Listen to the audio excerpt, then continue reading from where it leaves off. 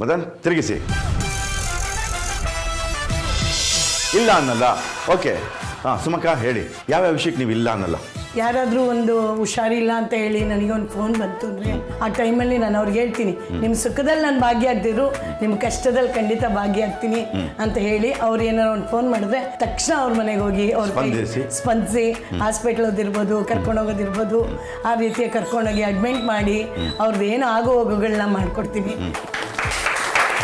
ಇಲ್ಲ ಅನ್ನೋದೇ ಇಲ್ಲ? ಇಲ್ಲ ಸರ್, ಆಗಲ್ಲ ಅನ್ನೋ ಮಾತೇ ಇಲ್ಲ ಸರ್. Very good.